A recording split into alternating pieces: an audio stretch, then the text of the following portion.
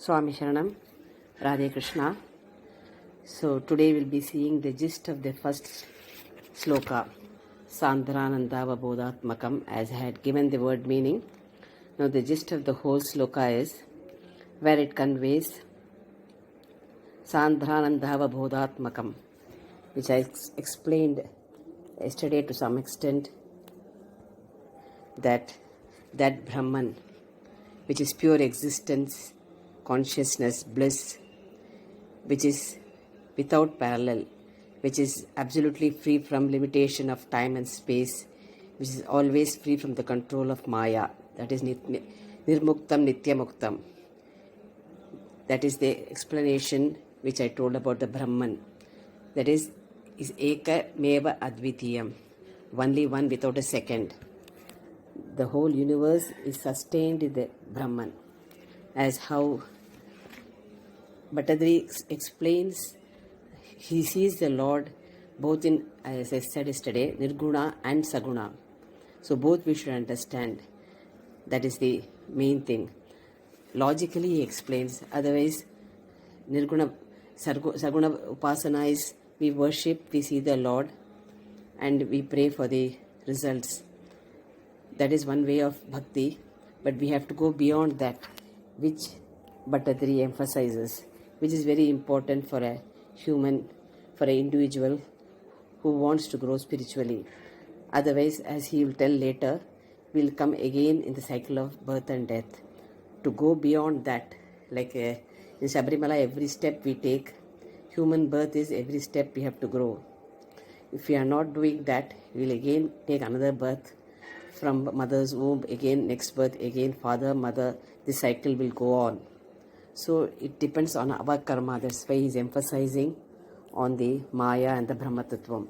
Otherwise it just becomes a worship, karma, and again we will be born. There's nothing wrong. We'll be Punyam Papam, assets will be accumulating. Again we'll take another birth. Again the same cycle will go on. But only a human being can reach that absolute. So we have to do that, and we have to climb the ladder. After several thousands or millions of birth, we get the human birth. Itself is a rare thing.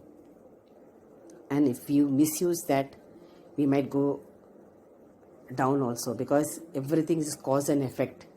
That's why it explains the Brahman is the cause and effect of our actions. Human birth. It's very well explained in the Bhagavad Gita also. As you sow, so you reap.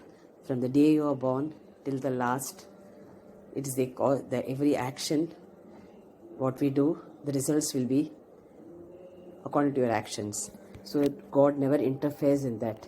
So keeping that point, he emphasizes that we have to know both Nirguna and Saguna. So the Brahma Tattva is, it is one without a second, which is incomparable. It is Satyam Jnanam Anantam Brahma. It's infinite with respect to time, space. It is beyond limitations. Brahma remains unchanged in all the three periods of time, that is, past, present and future. Therefore, Brahma exists before the universe came into existence. Brahma will exist even when the universe is dissolved at the time of Mahapralaya. So like how, example is like you can take electricity. There are so many bulbs, millions of bulbs are lights we see, but the underlying factor is electricity. Same way the whole universe we see different names and forms. That is the Maya. The underlying factor is Brahman. That is the same Jiva, the different Jivatma, the same Paramatma we see in everyone. That Atma principle is one, but different names and forms. So the universe comes later from the Brahman. Different names and forms we have, Rama, Krishna, different names and forms. But ultimately the underlying factor is Brahman. That's why Bhattadri is emphasizing on Brahma Tattvam. We have to know that. If we don't know, if we don't try to learn that, again we'll be repeating the same cycle, which won't help us at all. So in every scripture, let it be Bhagavad Gita, let it be Narayanam, let it be Bhagavatam, let it be Upanishad, the message is Tattvamasi. We have to know that Ishvara. And it is logically and very systematically explained also. Malli, as how we put effort for PhD, we have to put effort to know the truth. Guide scriptures are the guide like Guru, and we have to put the effort to get the grace of the Lord. To get that grace itself, to know this itself is a grace. So that's why he is explaining that absolute reality is that Brahman, that we will know as we do our karma systematically with the bhakti and bhava. We will come to understand what is Maya also. Maya is the part of Ishvara where the whole universe looks as real because of our ignorance. Once this knowledge dawns on us, then the whole universe will understand is temporary. So that he is emphasizing, Bhattadri, that control of Maya, always free from, we should understand, Ishvara comes in the role to make us understand that what is Maya. So with that understanding only, we will remove our ignorance. Otherwise, we think as everything as real. Like how in the dream state, when we are in the dream, everything looks real. But when we awake, are we attached to that mother, that object? No, because when we wake up, we know that is unreal. Same way, actually, this Jagat now is a drama. We have come to as a role we are playing, and we'll be moving out. So this role as a mother, as a brother, as a guru, everything is unreal. The truth, the real truth is the Lord. So again, this Janma is a role. So the awakening is the understanding of what is Ishvara, what is Brahman. So when we awake in the morning, we leave the dream. Same way in this birth, we have to awake ourselves to know the absolute reality, so that this we will leave. When we leave this body, we would have attained the liberation. That's why Bhattadri is emphasizing in the very first sloka itself, we have to come out of this Maya, which is very important, which is the highlighting factor. Without this understanding, if you read, it will be just another ritual. So rituals are, our scriptures are so great that every ritual has a meaning. So if you do mechanically, the result will be mechanical. Like how we sit in the puja room for 1 hour, mind has to be total. So the results will be according to that. If the mind is just for 5 minutes, the plus point will be 5, only for 5 minutes. So with that understanding, if you do, it will be total with the concentration. So he is emphasizing that every karma with this understanding, that this whole Jagat is a Maya and the absolute, and he tells us to see this Maya itself as Ishvara. If we start seeing that way, then it's easy to understand. That can be done without attachment. We play a role very happily, seeing everyone as Ishvara. Then the effect will be, we can see the effect more positively. So that's why he's emphasizing that always free from the control of Maya. That is the Nirmuktam Nityamuktam. Nigamashatasahasrena nirbhasyamanam.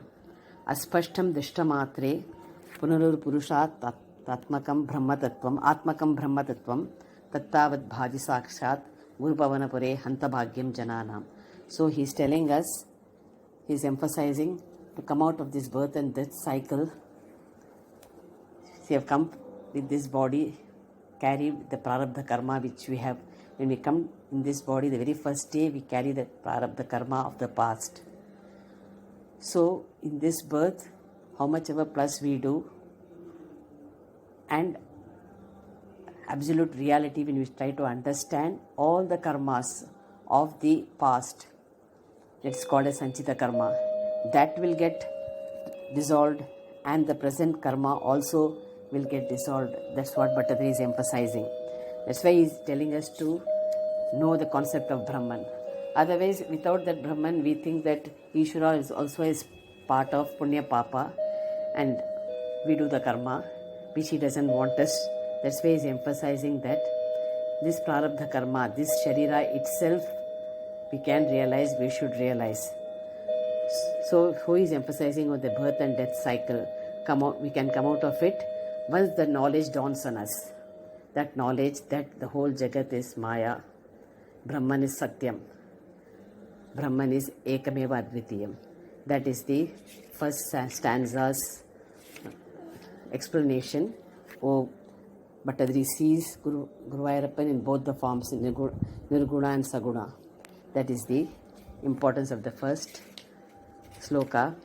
The second sloka is Evam Dullabhya Vastunyapi Sulabhataya Hastalabdhe Yadanyat Tanva Vachadiya Va Bhajati Bata Janaha Shudhrataiva Sputeyam Ete Tavadvayam Tu Stiratara Manasa Vishwapīḍāpahatyai Nisheshatmanamenam Gurupavanapuradhishamevashrayamaha. Evam, in this manner, Dullabhyavastunyapi, a thing which is very difficult to get, namely in the living presence of the Lord, within easy to reach of all. Sulabhataya, so easily. Hastalabde, in spite of being available. Janaha, the people. Bhata, alas. Anyat, other things such as worldly pleasures. Tanva vacha diyava, with body, speech or mind. Bhajati yata, pursue. Yam, pursuit. Sputam, shudhrata, eva, is clearly lamentable. He is emphasizing Stiratara Manasa, with mind firmly resolved. Vishwapīḍāpahatyai, for the eradication of all sufferings. Nisheshatmanamevam, this Lord whose form this entire universe is, or who is the soul of all beings in the universe. Gurupavanapuradhisham, the Lord of Guruvayur alone, surrender ourselves to. In this sloka, he is emphasizing that the world is mithya, that world is not real. We think that happiness we get from the worldly things, but real happiness is that Ananda, Sachit Ananda Swarupa. You are that happiness, which is emphasized in this sloka. So, with this, I'll conclude today. The explanation I will do in the next class. Gopika Jivana Smaranam Govinda Govinda. Radhe Krishna, Radhe Krishna. Swami Charanam, Radhe Krishna. Gopika Jivana Smaranam Govinda Govinda. So coming to the second sloka of the first Dashakam of Narayaniyam, I had chanted the sloka and told the word meaning. The gist of the sloka meaning is, the Lord says, the living presence of the Lord being accessible to all in the temple of Guruvayur, by worshipping which people can easily get liberated from the bondage of samsara. The poet, that is Narayana Bhattadripad, regrets that people ignore this and pursue worldly objects with the hope of getting happiness. They do not realize that happiness cannot come from worldly objects, and that worship of the Lord alone and total surrender to Him can bring unlimited and everlasting happiness or bliss. So this is the meaning of the second sloka, but we have to understand very clearly. We should not get confused, but many people get confused, so I want to just clarify certain points in this. When he says that people go for happiness from the worldly objects, what is emphasizing? Nothing wrong in having desires, nothing wrong that is given by the nature. The limitations you have to understand. The limitation, that is, with the worldly objects, whether truly we get the happiness. And with the discipline, we have to get attracted to the worldly objects. Some people just compare and they feel that I don't have this, I don't have that. And they think that if I get this, temporary happiness will be there.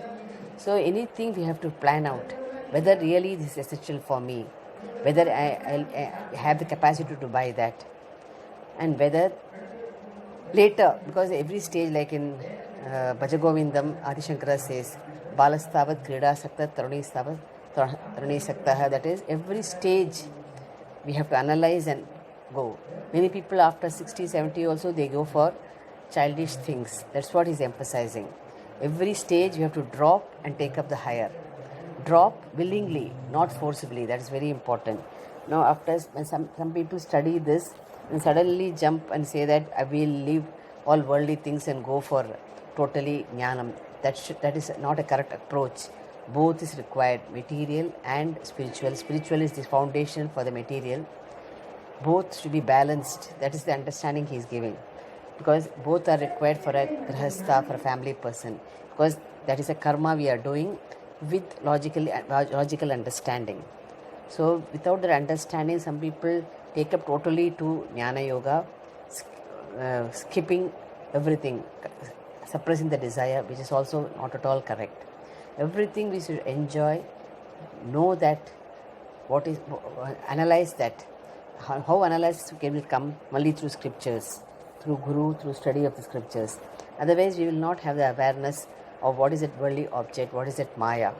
So that's why it's told that from the very childhood, the child is trained from the 11 years old boy or a girl, prayer with the meaning what it is. And they say parents tell, don't run behind everything. That discipline we used to have, because that will not lead us to ultimate happiness. And mainly control of the indriyas. We should be the master of the senses. The senses should not take us. We should have the control over the world. The world should not get attracted and pull us. That should be the attitude. Everything depends on our mind. That's why Narayana Bhattacharya is emphasizing that mind should be under our control. After a certain age, during young age, it's fine.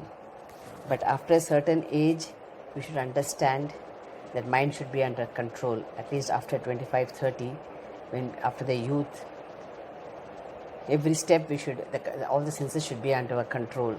We start from the beginning only, later it will be, we can have the balance. Because all of a sudden anything can't be done. So it's gradually, we should control the senses. The senses should not control us. That is only he is emphasizing. Don't run behind, because that is temporary. That is temporary, because how we know that? The prayer which we do, small thing, the prayer which we do from the childhood till the last breath, that is the permanent, that we ourselves can make out when we do it. Because the happiness doesn't diminish at all, it increases only, whether it be parayanam or chanting or anything, God's work, any service we do with the selfless, any action, even making a dosha, Swamiji used to tell, you're offering to the Lord with that attitude. Every karma with that attitude, you see that tremendous difference, that everything is Ishvara. So that's what is emphasizing, that ultimately the happiness is in this. So at least after a certain age, drop a lower thing and take up the higher. Slowly it has to be done with the understanding. That is the main meaning of the second sloka. So the person ultimately, when he starts studying this, so that becomes a non-essential. In life, first thing we have to give priority for, because as we have a limited time, 24 hours a day, life is very short, 80 or 90 years. In that, what is our goal? What is our likings? Because each aptitude of a person, everyone's vary. We should not compare with others, because each one's likings are different. So what is each individual's attitude, accordingly we should progress. That is really he is emphasizing. With that and with the study of the scriptures daily, we'll understand what is the unlimited happiness, everlasting happiness from what we get. That is the Brahma Tattvam. That is the meaning of the second sloka. Coming to the third sloka of the first adhyaya, Dashakam. Sattvam yat tat parabhyam अपरिकलनतो निर्मलं तेन तावत् भूतैर्भूतेन्द्रियैस्ते वपुरिति बहुशः श्रूयते व्यासवाक्यम् तत्स्वच्छत्वाद्यतश्चादितपरसुखचिद्गर्भनिर्भासरूपं तस्मिन् धन्या रमन्ते श्रुतिमतिमधुरे सुग्रहे विग्रहे ते. Parabhyam, the word meaning, with the other two, that is Rajas and Tamas qualities. We have three qualities, Rajas, Tamas and Sattva. We will be explaining later. Aparikalanataha, not being mixed. Nirmalam, free from taint. Tatyat Sattvam, that pure Sattva.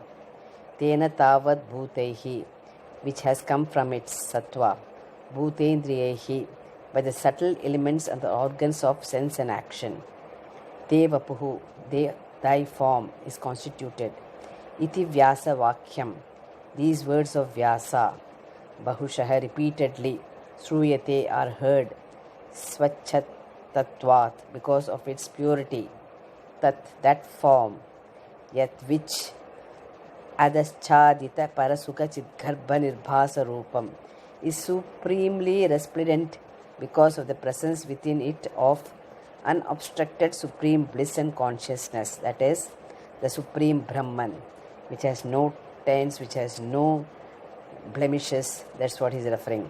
Tasmin, in that, Shruti Mati Madhure, which is delightful to the ears and the mind.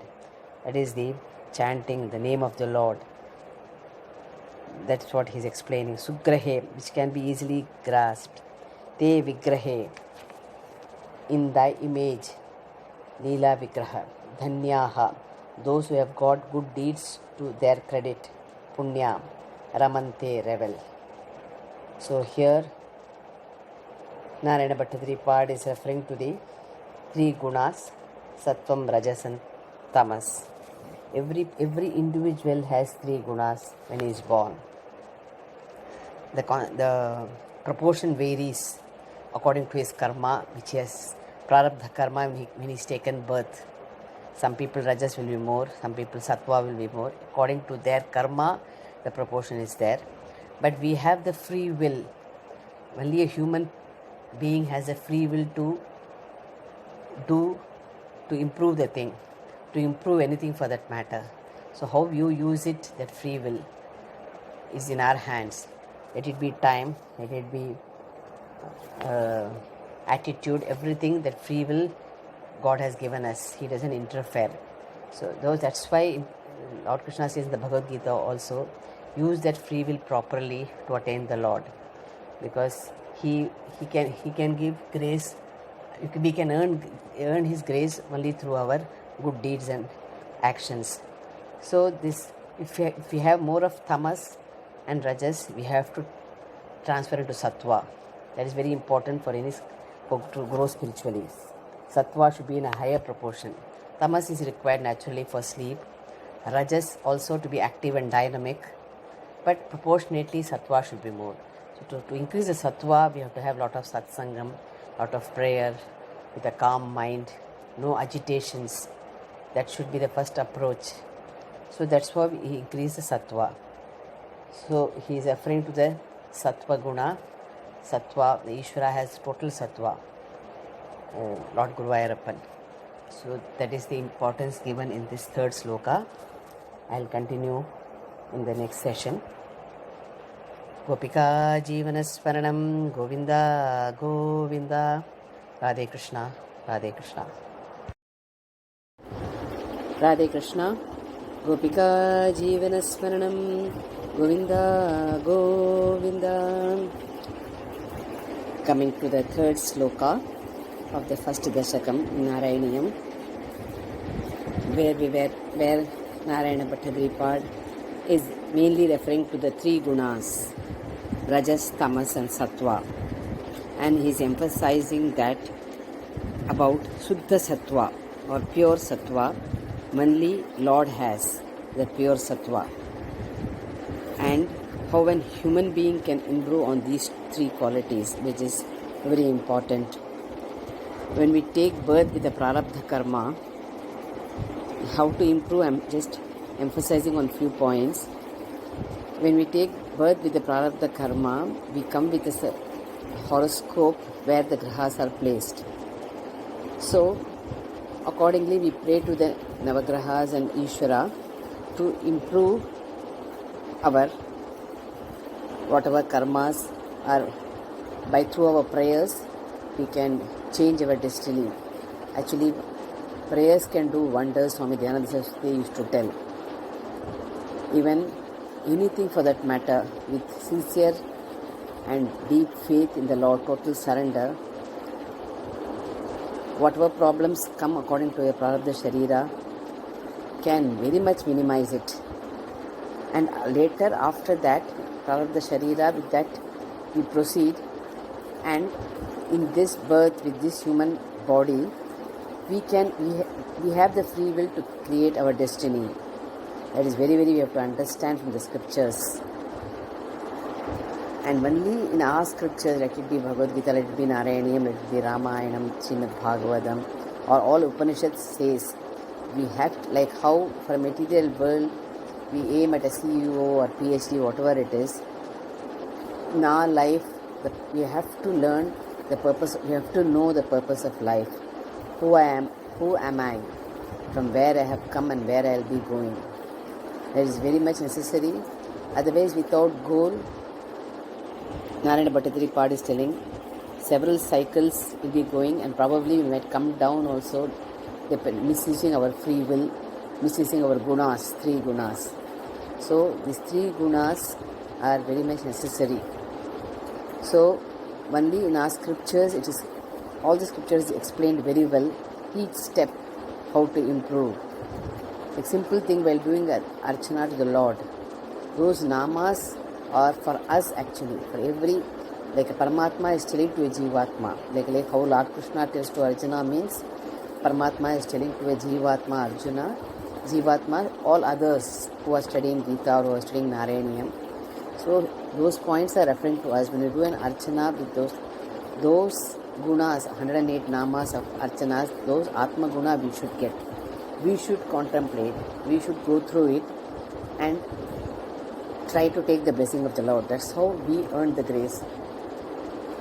That's how every Parayanam, everything, we have to know the meaning, and that we have to develop those and assimilate those qualities. That's how we grow spiritually. So Sattva Guna, main thing, the very first thing, how to improve is Sattva Guna is, food is the main factor. First thing, what type of food we are having, how disciplined we are, and how pure it is, the food. It is said in one of the discourses, our Vittal Maharaj, Sri Brahma Sri Jayakrishna Dikshidhar referred that food cooked by any outside person, those gunas a person gets it after 13 days. That is, he very well studied and told that. So it's very much necessary that as far as possible we have to cook, and if you want to grow spiritually. Otherwise fine, any food you can have. But if you want to study the scriptures, to have the one-pointedness, steadiness in your thinking, concentration, everything depends on the food. Because those gunas, if you have outside some food, first thing purity, how they cook, with what mind they cook, those gunas surely affects us. That's why when we do also, we have bath, we light the lamp, we pray, and while cooking also we pray. Because our own food, when we cook, we have to have a very calm mind, very pure mind, and happily we should cook. So the food is a main factor for the gunas. What type of food? I am not going much in detail. You all very well know about the details. So the first guna point is food. If you take care of that, 50% of the problems get solved, or more than that itself. For that, again the sense organs come. Again, we should not have desire to have outside food, to have, because those desires, with understanding we have to drop them, only because something else higher priority we are giving. to know the scriptures, to grow spiritually. So that becomes a lower, at least after a certain age. At least after a certain age, maximum 35, 40, we should change our lifestyle. It's a must. That's why he's referring, so that when sattva grows, automatically rajas is required, but rajas, certain qualities of rajas, we have to, like anger, jealousy and other things, we can always improve. The sattva stands up, automatically rajas and tamas gets compensated. So that automatically when we start growing in the spiritual, we ourselves know the changes, the attitude, like how in the last classes I referred, thought, word and deed. They say that the very thought itself, not even a deed, very thought about a negative thought about a person, it adds to our karma. So slowly we should concentrate on everything, and later it becomes a spontaneous. We ourselves will know the change. So that's why he's referring rajas, tamas and sattva. The more the sattva, the more the concentration we get, and every action becomes so dynamic that we will never feel tired because we are doing for the Lord. Selfless service. Again, mine, my family, everything necessary. From family, it goes to society. From society, it goes to the country. From country, it goes to the world. That's how the growth comes. First, the discipline comes in the family. We should not have selfish approach. We should teach our children also, because when we are born itself, when human beings we have 4 debts. For that, we have to have selfless service to the society. From morning to night, from so many persons we get work done. So many people are helping us. So every individual is important in our life. So we have to repay to the society through prayer, through good deeds. So selfless service. That's how the sattva is increased. So every action, selfless service, selfless attitude, we start changing. The gunas, the proportion of the sattva will increase. Then we can contemplate on the Lord. That's what the 3rd sloka, Narayana Bhattacharya is referring to. Coming to the 4th sloka.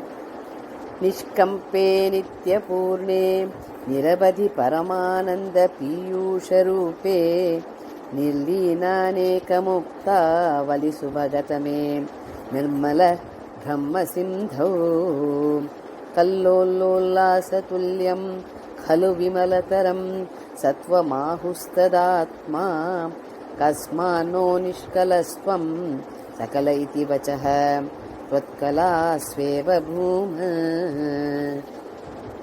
Nishkampe, changeless. Nityapurne, ever full.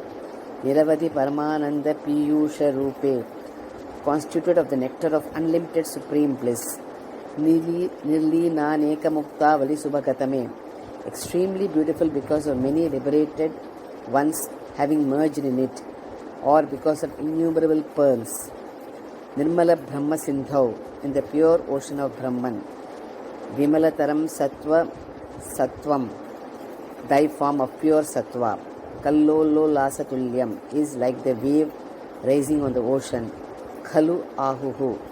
So indeed have the sages said, Tadatmatvam, thou who art of that form.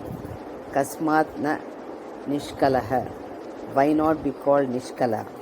He Bhuman, O infinite one. Sakala iti vachaha, the term Sakala, Tutkala sveva eva, is only for thy part incarnations. Thy form constituted of pure sattva is like the wave rising on the pure ocean of Brahman, which is changeless, ever full, constituted of the nectar of unlimited supreme bliss, and extremely beautiful because of the large number of liberated ones who have merged in it, like so many sages, so many rishis. Being of that pure sattva form, thou shouldn't be called Nishkala, complete incarnation. The term Sakala is appropriate only to thy other part, incarnations, O infinite brain. So again it's referring to the Brahman, this is infinite, this is unlimited, this is endless, which is beginningless. Because of the ignorance we feel we're taking this body. So once untying the rope, the ignorance starts dropping, the knowledge starts dawning on us. Like a guru comes into our life. This to be an example Swami Parsad used to tell.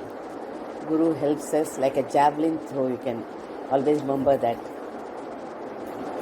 We take the javelin and run and climb that and throw that, and we throw that javelin and then we jump to the other side. So Guru helps us, the knowledge helps us, the scriptures helps us, but we have to jump ultimately with this knowledge. So we should not get attached to anybody, only to attach the knowledge to cross this ocean of samsara. That's what he's saying. It's a big ocean, but it's not at all difficult.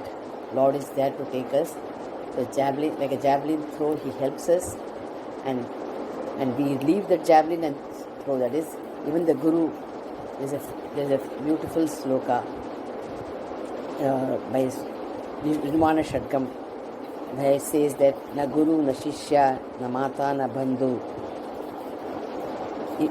Nobody comes with that except the knowledge which helps us to cross the ocean of samsara. So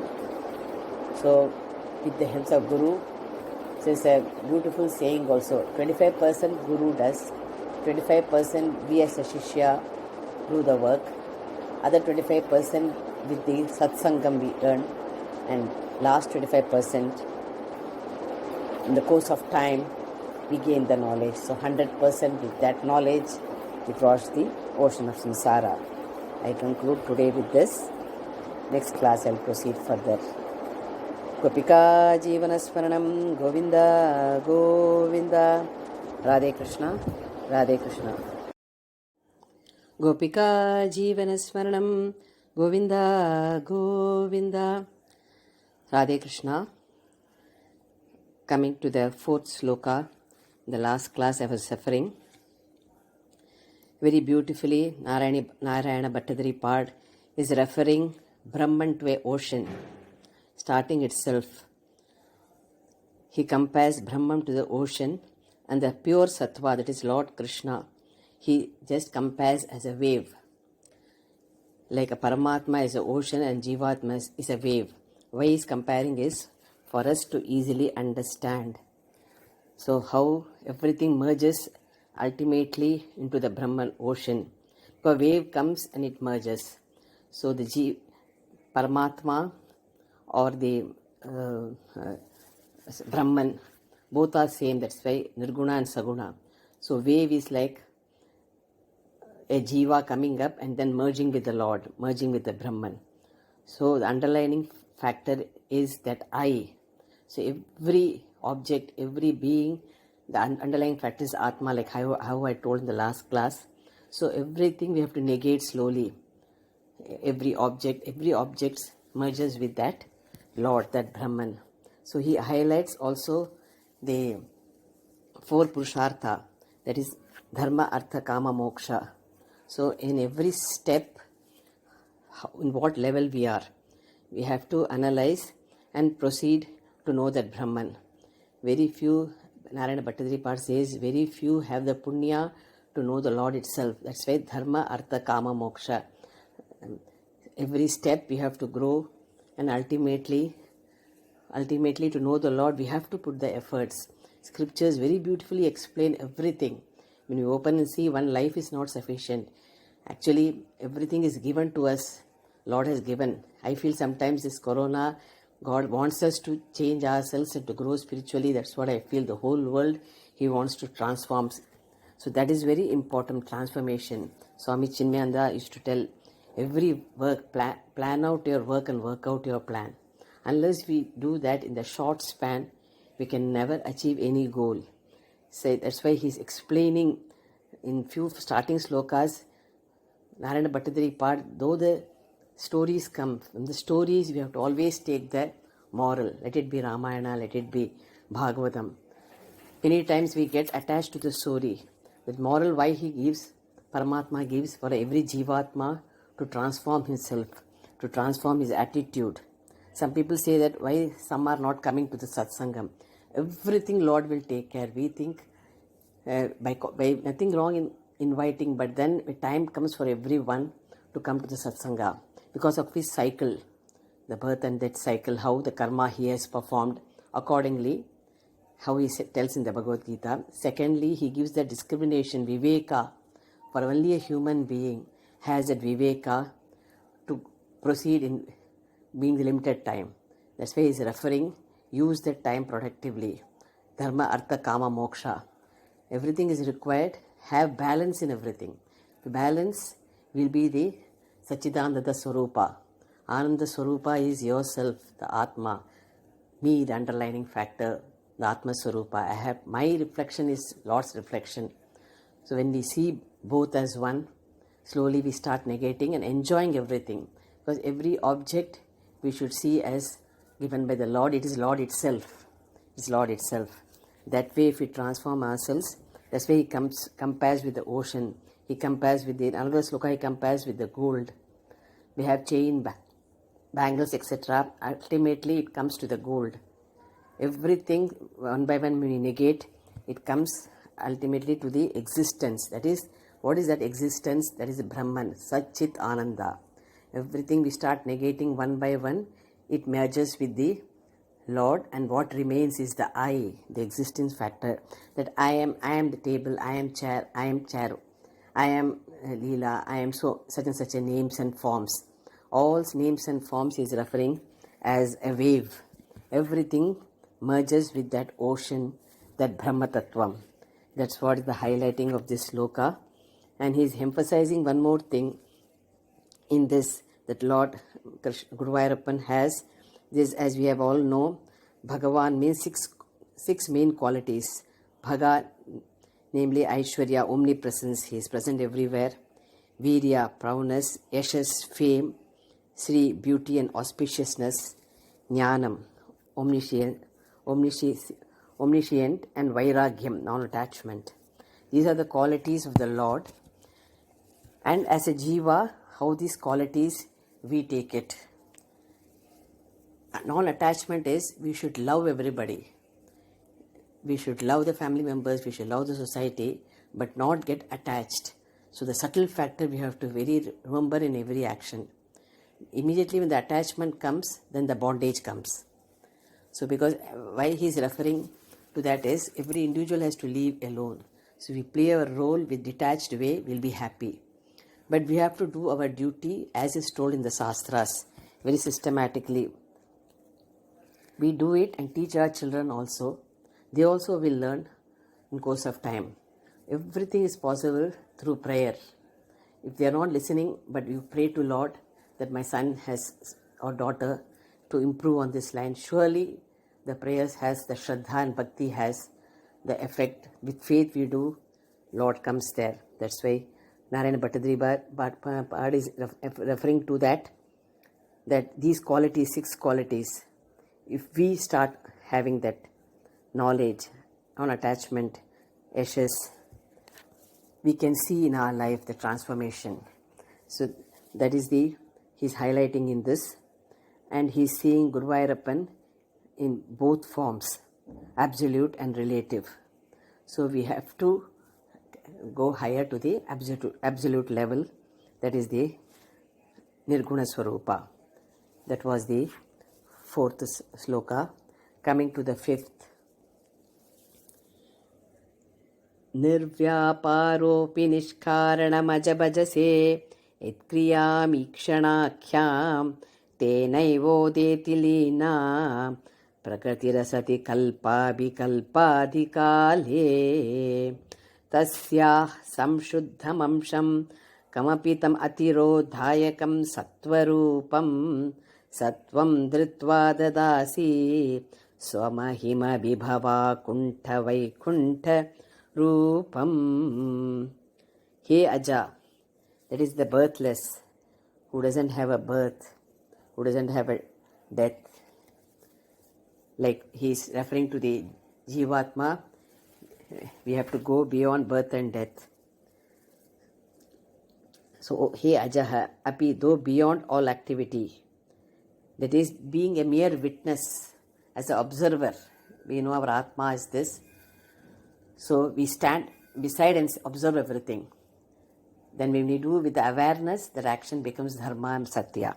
So that's what he is referring. All activity as a witness you do without any motive, without any punya or punya, because naturally any action will have the effect. So you need not separately pray, I want this, everything A to Z, he knows, he will take care. That much faith and surrender he is telling, without any motive.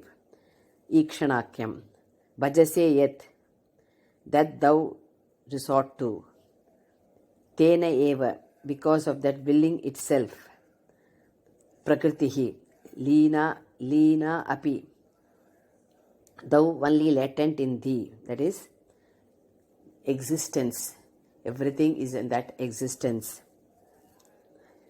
appearing as though it is non-existent because of the maya. So the whole world appears as though it is real, but when we gain this knowledge, slowly we start negating, everything becomes very clear, the path becomes very clear. The Guru guides us. We will see the difference as we move in the slokas. Kalpadi Kale, at the beginning of a new cycle of creation. Udeti becomes manifest. Swabhaviva Vibhava Kunta, O thou whose glory and majesty are such as to make thy shine unobstructed by Rajas and Tamas.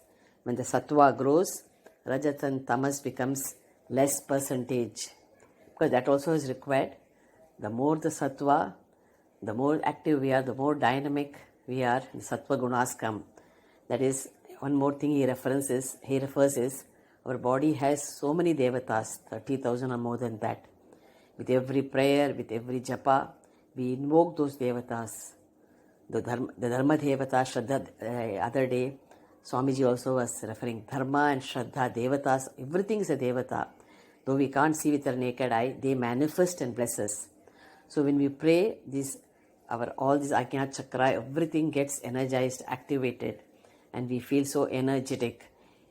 Sometimes in those days, no one used to do yoga with this japam and puja and with a positive approach and with reading the scriptures, everything gets activated. That's what he's referring, that Rajas and Tamas becomes less and Sattva grows. That is the nature of Sattva. So as the other day I said, this reading and food factor we have to keep in mind, which again is referring. Absolute consciousness, the divine effulgence we can see in our every action when we perform with that attitude. That is again he is highlighting mainly in the consciousness only. In this stanza, the Lord is only a witness as an Atma of every being. In his mere presence, all activities go on, but he is not involved in any activity. Since he has no desire, there is no need for any activity for him. That is what he says is, we do any activity as a detached way, as just a role, not get involved in that role totally and get disturbed. So at any point of time, absolute peace should be inside our mind. That's what is referring in this sloka. So I'll continue in the next session on Wednesday with the further meaning of this. Radhe Krishna. Gopika Jivana Sparanam. Govinda Govinda. Radhe Krishna. Radhe Krishna. Radhe Krishna. Gopika Jivana Sparanam. Govinda Govinda. We were taking the 5th sloka of the first dashakam of Narayaniyam. Nirvya Paropidas, that sloka. I had explained to some extent. Beautifully Narayana Bhattacharya is telling about Lord and everything you have to compare Jivatma and Paramatma. Jivatma's gunas and Paramatma's gunas. We have to take the Lord's gunas, everything Lord's gunas. That's why he is comparing beautifully. He brings in the Narayaniyam, even Upanishads, even Bhagavad Gita. It's very good. We can learn all the scriptures together. Every point of Paramatma, of the Lord, we have to spend our time qualitatively and take those aspects. That's why in our culture is so rich, even let it be music, let it be scriptures, let it be bhajans. When we sing a bhajan, initially it will be, we sing the raga and everything, but later we have to get involved in that bhajan, in that meaning of that bhajan, Krishna or Rama, in that word, in that the whole substance. That is how we increase the sattvic guna. Otherwise the rajas and tamas comes. Rajas is who is singing what and who is giving the lecture. That all secondary. We have to grow about all. We have to concentrate only on the knowledge. Let it be singing, let it be any music, let it be scriptures. That's how we grow to sattvic guna. So when we hear these slokas, we have to concentrate only on the gunas of the Lord and how we have to grow from that and how to reduce the tamas and rajas. That's what again he's emphasizing in that. The gunas of the Lord are manifest, that is, he is beyond birth and death. He is referring to the Bhagavad Gita where Lord says, I am in all the three times, past, present and future. The knowledge of the Lord is totally unobstructed. Even when he comes to this, when he ascends, whenever there is a decline of dharma and the ascendance of adharma, for the protection of the good, for the destruction of the evil, for the good of the people, he manifests himself. That's what we have to be very careful in our actions. Now also, many people say this corona has come because of lot of adharma, but we don't know. We as human beings, our duty is to do dharmic actions as a knower and doer, because we only have that viveka buddhi, right or wrong. So let us all pray together and ascend towards the whatever Bhattadri is referring to. Use our free will in a right way. That is very, very important. So he's emphasizing in this sloka. I don't know which book you all are having, but I am referring to the Chinmaya Mission written by Shastri, where Narayana Bhattadri has given in very detailed way. He has referred the meanings. That is, he has referred about the Bhagavad Gita, where Lord comes. He has explained the few slokas in that, and he refers also to the Kathopanishad, where he says, by doing every karma, when we do, we have to be very careful, because past already we have fructified. So in this janma, whatever good is, we do it. We have the strength to face when the bad time comes. So like a bank deposit, we accumulate the punyas, and God will give us the strength, and we will be above dukkha. Because when we have the sattvic guna, any challenges, we dynamically face it. That's what is told in this Kathopanishad. All beings on the earth take birth by force of their own past karma, as stated in the Kathopanishad. Yonmanye prabhadyante sharirattvaya dehinah sthanu manyenu samyanti yatha karma yatha shrutam. Some soul enter the womb to get embodied. Others go to the plant, that is, are born as plants according to their karma and according to the knowledge. What is referring is, as I said earlier, every karma, past is over, the present is added. So all plus, if we start doing it with the sattvic bhava, then we attain the feet of the Lord. The others, according to the karma, take the gunas. That's how he is referring in this sloka. So more emphasis again on the sattvic part only. As we finish the 5th sloka, the 6th one. Tatte pratyagradhara dharalalita yavali kelikaram lavanyasyaikasaram sukruti janadrisham purna punyavataram Lakshmi nishankalila nilayanamamritasyanda sandohamantah sinchas sanchintakanam vapuranukale marutha gharanatha. He Maruta Garanatha, O Lord of Gurayur, Pratyagradhara Dharalalita Kala Yavali Kelikaram, which causes delight just as a fresh rain bearing clouds or a bunch of beautiful flowers. Lavanya Sekasaram, which is the very essence of all beauty. Sukriti Janadrisham, to the eyes of those who have done good deeds in past lives. Purna Punyavatharam, the very incarnation of all their good deeds. Lakshmi Nishanka Leela Nilayanam, the place where goddess Lakshmi sports without any inhabitations. Sanchitakanam Antaha, the hearts of those who meditate on the Lord in that form. Amritasyanda Sandoha Sinchat, soaking in a torrential flow of nectar. Tatte Vapuhu, that form of thine. Anukalaye, I continuously meditate on. O Lord of Guruvayur, I continuously meditate on the form of thine, which causes delight just like a fresh rain-bearing clouds as a bunch of beautiful blue lily flowers, which is the very essence of all beauty, which is the very incarnation of all their good deeds to the eyes of those who have performed meritorious deeds in past lives, where goddess Lakshmi sports without any kind of inhibitions, and which soak in a torrential flow of nectar the hearts of all those who meditate on it.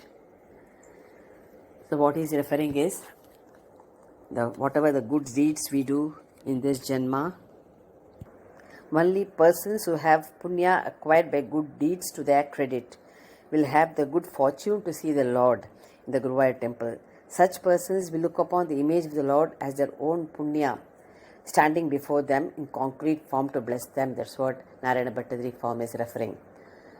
The more we have the punya of the past and the present, we can easily see the form when we do meditation.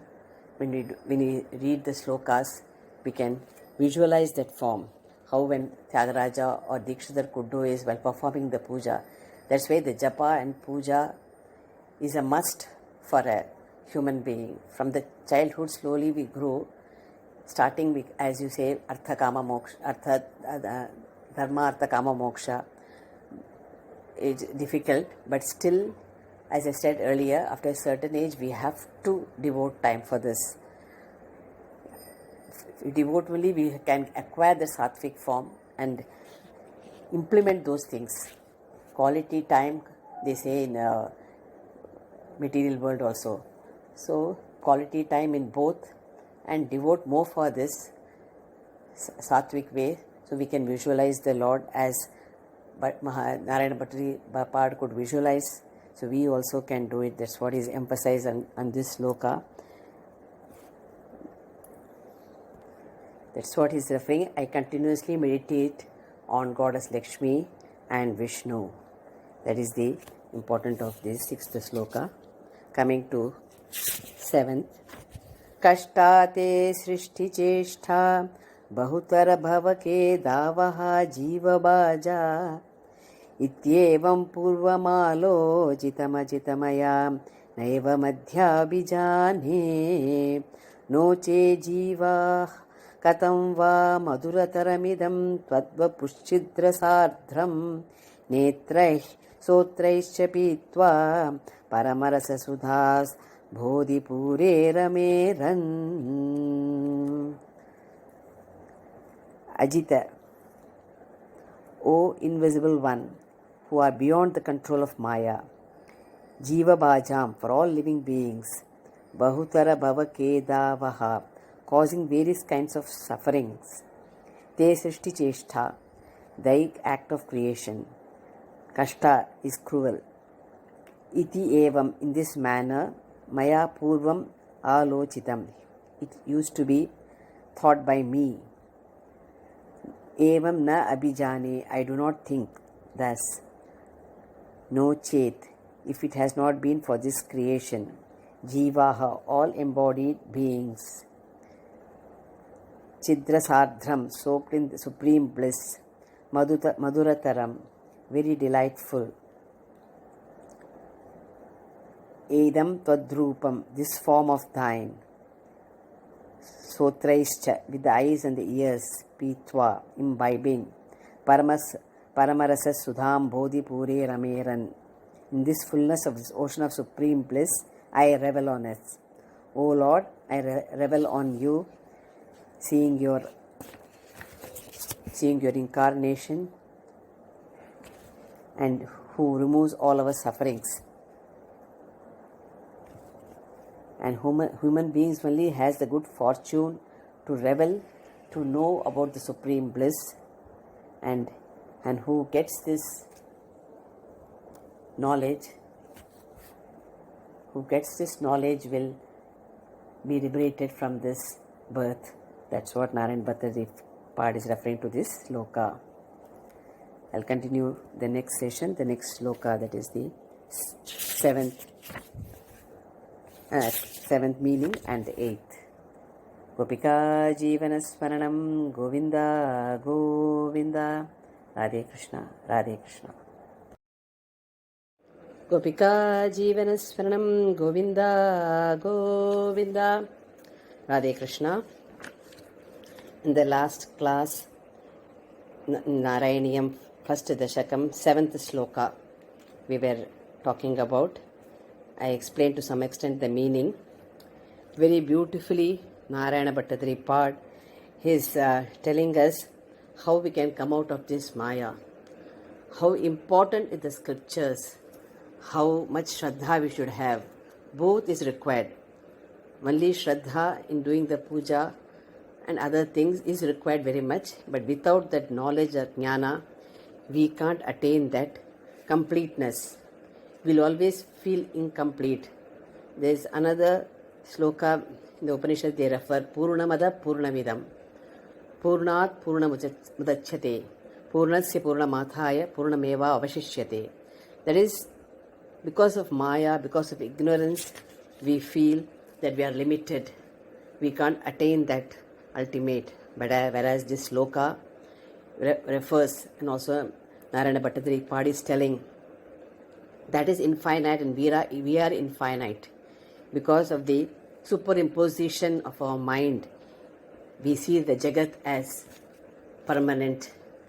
And through the scriptures we learned that the Maya is removed, the ignorance is removed, that it is permanent. That infinite is me. That is, I am also infinite. Purnamada Purnamidam. Both are infinite. So infinite plus infinite is merged with infinite. So that is, he is emphasizing. Though lot of sufferings human beings have, because when we take Janma, Dukkha and Sukha is there for a human birth. So that is also, he is telling Dvandvas, pain, pleasure, profit, loss, everything is the projection of the mind. So that we have to very clearly understand. In this he explains. So the sufferings can be removed once we think that this dukkha is not a dukkha at all, because you are the Satchit Ananda Swarupa, you are that ocean, he is explaining. Consciousness, you are that, you should revel in that ocean, Satchit Ananda Swarupa. So once you understand that, dukkha will come, but thinking as a passing phase. So with the understanding, with that goal, focused in that goal, and with the clear understanding, and with the tapas of our, what we are doing in the Nitya Karma, in the daily activities, with that tapas, with that attitude, if we try to remove that ignorance, we can see that Supreme Lord. That's why he is emphasizing, any dukkha, any sukha, anything come in the life through these scriptures, through this understanding. You can understand the whole thing as what is Maya. That's what is emphasizing. In always, we should revel on this. We should, back of our mind, this should be our main understanding. Otherwise, we get entangled. Again, the problem starts. So, play a role with a detached way. That is the main emphasis of this sloka. We completed the 7th. Now coming to the 8th sloka. Namranam sannidhatte satatamapi purasthairan abhyartitanapi arthan kamanajasram vitarati paramananda sandram gatim cha. इत्थं निःशेषलभ्यो निरवधिकफलः पारिजातो हरे त्वं शुद्रं तं शक्रवाटी ध्रुममभिलषति व्यर्थमर्थिव्रजोऽयम्.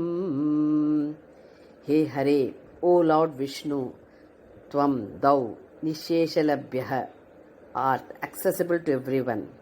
Niravadi Kafalaha, bestowing blessings without any limit.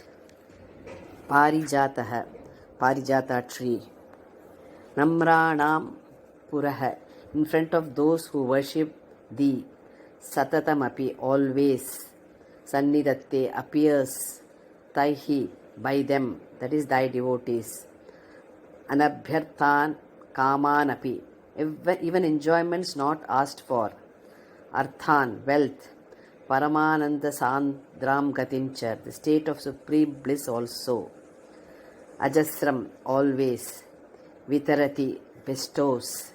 Itham, this being so. I am Arthivrajaha, this crowd of supplicants. Shudram tam Shakravati Dhrumam, that insignificant tree in Indra's garden.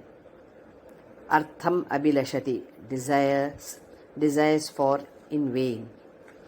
What is referring is, O Hari, you manifest yourself before your devotees, and even without being requested by them, grant all innumerable wishes and wealth, and also confer the supreme bliss of salvation.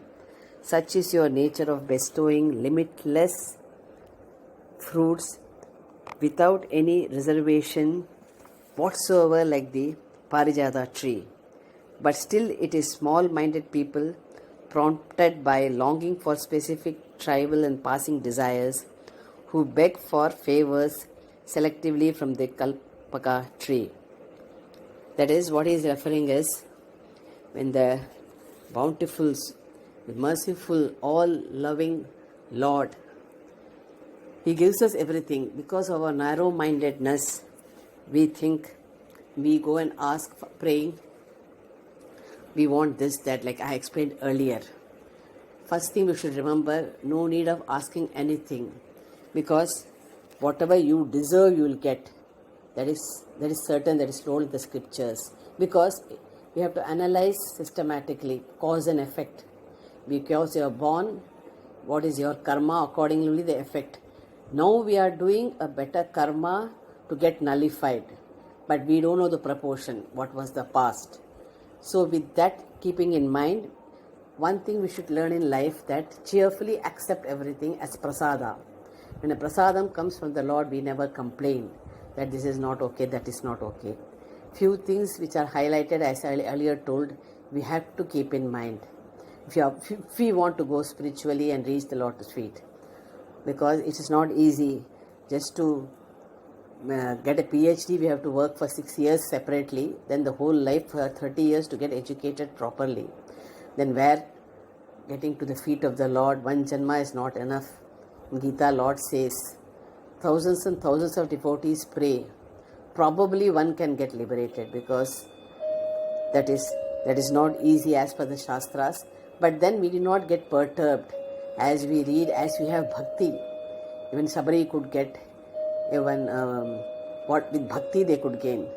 Jnana will come automatically, like Prahalada could see the Lord, that deep devotion. And this jnana will automatically come when you have deep shraddha and devotion. So first point is, we accept everything as prasadam without complaining. Because the law of karma is like that. What we have come, we improve on it and accept the prasada. So Narayana Bhattacharya is referring that, don't feel that you are unlimited. Because why we feel complaining? Because of our limited thought in our mind. Because we always think we are limited because of the ignorance. So once you get that knowledge, you are limitless, you are the Sachit Ananda Swarupa. Why you run behind the worldly things which are temporary, which is empirical, which is of no use till the last. So use that, not that it is not useful, but understand that it is temporary. Everything is Lord's, but then don't get attached. Like other time I told, you should love, everything is given by God. Lord says in one of the slokas also, see me in everything, see everything in me. That is, He is present in every object. We should respect and have regard for everything. In our shastras, even with feet, we don't touch anything. That is the value. Have value for each and everything, but then don't get attached to. You are the unlimited, you are Sachidananda Swarupa. So don't become small that I didn't get this. That's what he is referring. That's why He's bestowing on us. You are the limitless. So, like a parijata tree, which gives everything. So, Lord will give us everything. If we have the Shraddha, He will take us to the ultimate truth, the Satyam and Dharmam. Only thing, certain points we have to bear when Dharma Shastras, like Satyam. If you want to know the truth, the ultimate, we have to speak the truth. At every point of time, at every action, we have to be very aware when we do an action. Awareness, even thought also. With awareful thought. That's why Vak Tapas, as we grow, it's good that we talk less and contemplate more. Tapas. That only will help us so that we can save that energy. We can get that energy so that all our indriyas are activated with that energy, with that tapas, with that sloka, or with that parayanam, or with that japam. That way we increase our tapas shakti, and automatically the walk and the thoughts also gets reduced automatically when you grow. Because non-essentials we should remove from the mind. Keep our mind as pure. Only essentials are required, keep it in the mind. Non-essentials we have to remove and we should not bother much. We pray for everybody. We have the same attitude towards everybody. Then he is telling that you are the unlimited. Purnamada Purnamidam. You are the infinite. That understanding Satchit Ananda Swarupa. That is the explanation of the 8th sloka. 8th. The next class I will take up the 9th. Gopika Jivana Smaranam Govinda Govinda. Radhe Krishna. Radhe Krishna. Radhe Krishna. Gopika Jivana Smaranam Govinda Govinda. We are in the 9th verse, first Dashakam of Narayaniyam. Karunyat kamamanyam dadati khalu pare swatmadastvam visheshat aishwaryaadishadenye jagati parajane swatmano pishwarastvam tvayyuchchairamante pratipada madhure chetana spita bhagyaha Tvam chatma ramaye vetyatula gunaganadhara shaure namaste. Pare, other gods such as Brahma, Shiva, Indra, etc. Karunyat, out of compassion. Anyam kamam, other desired things, that is, things other than themselves. Dadati khalu, give indeed. Tvam visheshat, thou, however, as distinguished from them. Swatmadha, thou give thyself, that is, thou gives union with thyself, the Supreme Brahman. Anye, other gods. Aishwaryat, with their powers. Parajane ishate, rule over others. Tvam, thou. Swatmanah api ishwaraha, art the ruler of thyself, that is, thou art the inner controller of all beings and therefore thou does rule over all others and also thyself. Spita bhagyaha chetanaha, those embodied beings who are very fortunate. Pratipada madhure tvai, in thee who does confer bliss every moment. Uchaihi aramanti, revel intensely. Tvamcha, thou indeed. Atma Ramaha eva, does revel by thyself alone. That is, does not need any external source of happiness. That is the meaning. Iti, this being so. He Atula Gunagana Dhara Shaure, O descendant of the Sura clan, abode of innumerable and incomparable excellence.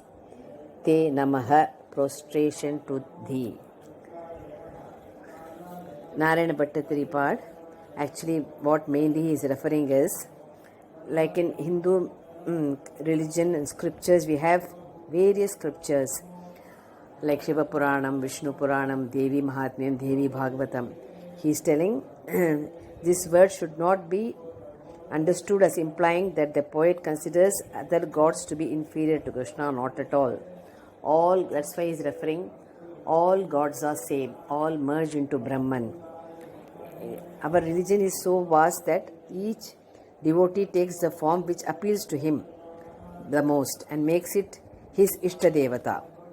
His faith in and devotion to that Devata becomes firm by worshipping. So, what he is referring is nothing wrong if you do Devi Mahatyam Parayanam or Vishnu Sahasranamam Parayanam and with the meaning, or Bhagavad Gita or Upanishads. Ultimately, every aspect in that links with the Brahman, and everything merges in Brahman alone, formless. These are all names and forms. That's why religion is very vast, and understanding sometimes becomes, we get attached to one form. That's why he is expressing that Krishna, Rama, though he has taken up one form, nothing wrong.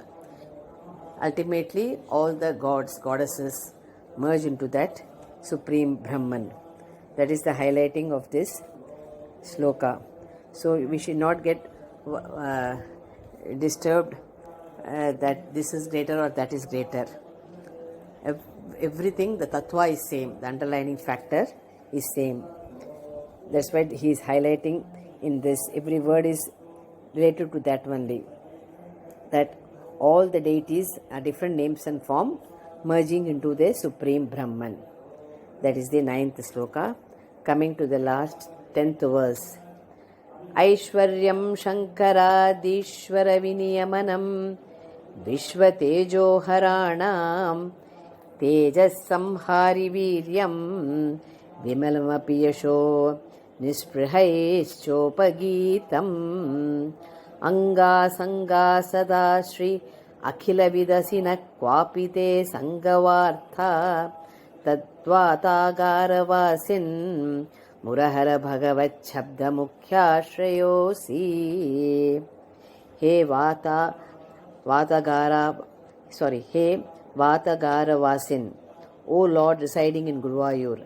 He Murare, O slayer of the Asura named Mura.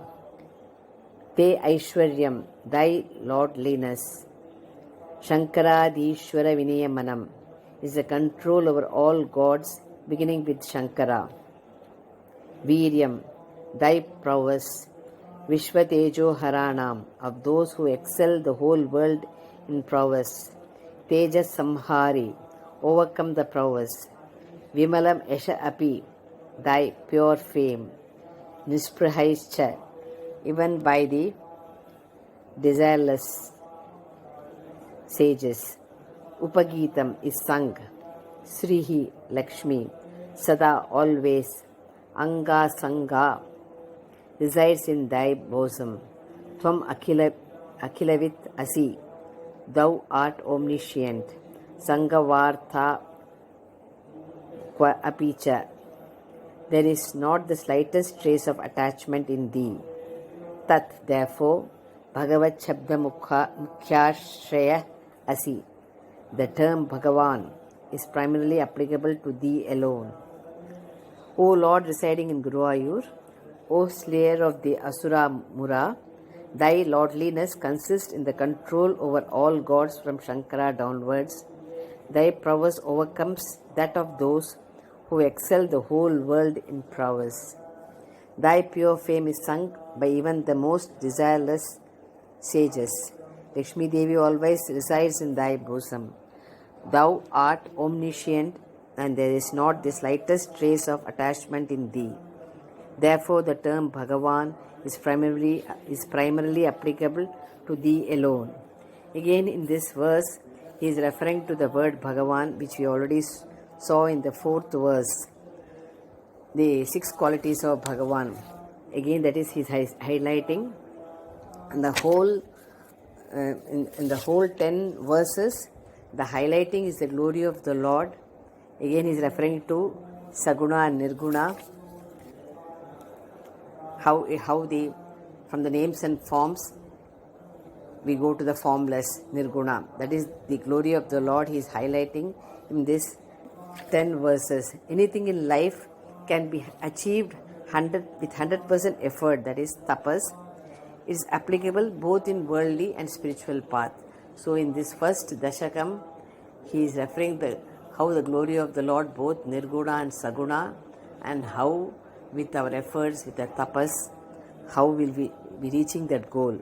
When we enjoy whatever we do with the quality, the output will be phenomenal. That's what he is referring. So the quality of our efforts should be 100% there. Classic example is Brahmarishi Vishwamitra. If you read his story, how he was to get the Brahmarishi title. So like that, every goal to attaining God is not that easy. With all efforts, we can surely reach the ultimate truth. Absolute commitment and full effort, sincere efforts will give us all success. That's what Narayana Bhattacharya Bhatt is referring.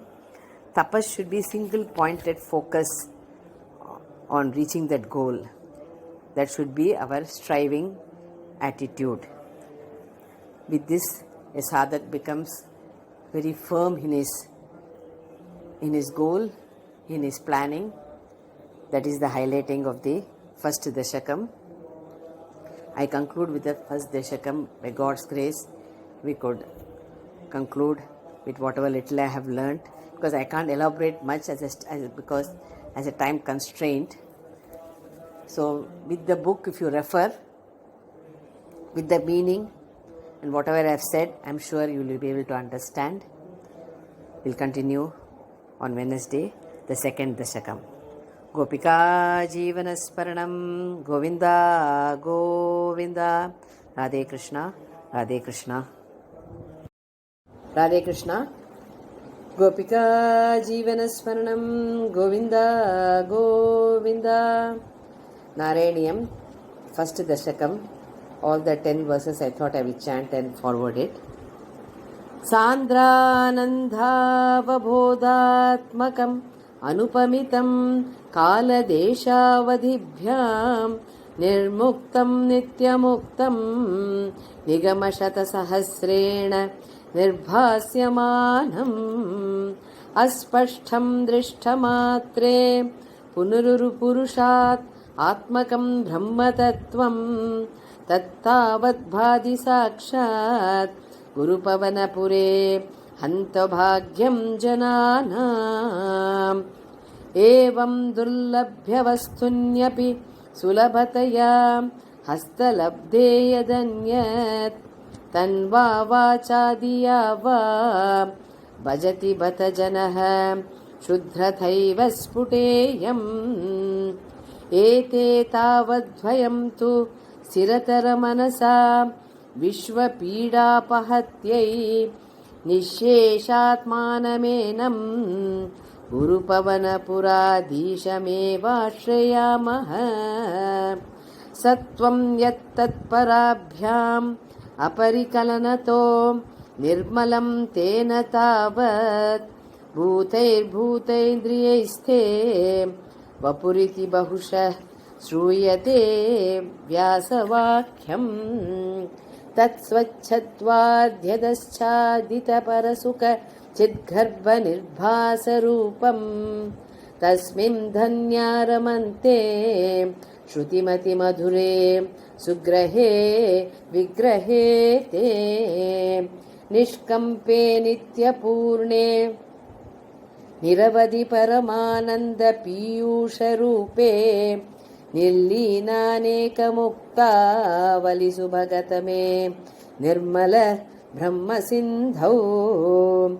Kallolollasatulyam Khalu vimalataram Sattva mahustadātma Kasmāno nishkalastvam Sakala iti vachaha Tvatkala sveva bhuman निर्व्यापारोऽपि निष्कारणमजभजसे यत्क्रियामीक्षणाख्यां तेनैवोदेति लीनां प्रगतिरसति कल्पापि कल्पादिकाले तस्या संशुद्धमंशं कमपि तमतिरोधायकं सत्वरूपं सत्वं धृत्वा ददासि स्वमहिमविभवाकुण्ठवैकुण्ठरूपम् तत्ते प्रत्यघ्रधाराधरललितकलायावली केलिकारं लावण्यस्यैकसारं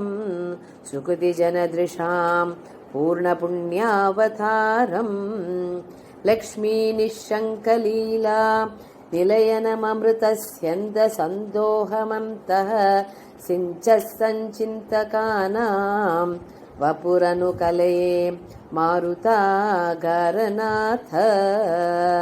कष्टाते सृष्टिचेष्टा बहुतरभवकेत् दावः आवह जीवभाजाम् इत्येवं पूर्वमालोचितमजितमया नैव मध्याभिजाने no चेज्जीवाः कथं वा मधुरतरमिदं त्वद्वपुश्चिद्रसार्ध्रं नेत्रैः सोत्रैश्च पीत्वा परमरससुधां बोधिपूरे रमेरन् नम्राणां सन्निधत्ते सततमपि पुरस्थैरनभ्यर्थितानपि अर्थान् कामानजस्रं वितरति परमानन्दसान्द्रां गतिं च इत्थं निःशेषलभ्यो निरवधिकफलः पारिजातो हरे त्वं शुद्रं तं शक्रवाटी द्रुममभिलषति व्यर्थमर्थिव्रजोऽयम् कारुण्यात् काममन्यं ददति खलु परे स्वात्मदस्त्वं विशेषात् ऐश्वर्यादीशतेऽन्ये जगति परजने स्वात्मनोऽपीश्वरस्त्वं त्वय्युच्छैरारमन्ति प्रतिपदमधुरे चेतनाः स्फीतभाग्याः त्वं चात्मा रामये वेत्यतुलगुणगणा धारशौरे नमस्ते ऐश्वर्यं शङ्करादीश्वरविनियमनं विश्वतेजोहराणां तेजःसंहारि वीर्यं विमलमपि यशो निःस्पृहैश्चोपगीतम् अङ्गासङ्गा सदा श्री अखिलविदसि न क्वापि ते सङ्गवार्ता तत्त्वातागारवासिन् मुरहर भगवच्छब्दमुख्या श्रेयोऽसि श्री हरे नमः गोपिका जीवनस्मरणं गोविन्द गोविन्द श्री पन्नु गुरुवायूरप्पने शरणं श्री आनन्द चिन्मयने शरणं श्री चोतानिकर भगवती अम्मे शरणं नारायण अखिल गुरो भगवन् नमस्ते Radhe Krishna. Few devotees wanted the chanting full, so I have recorded and forwarded. Radhe Krishna.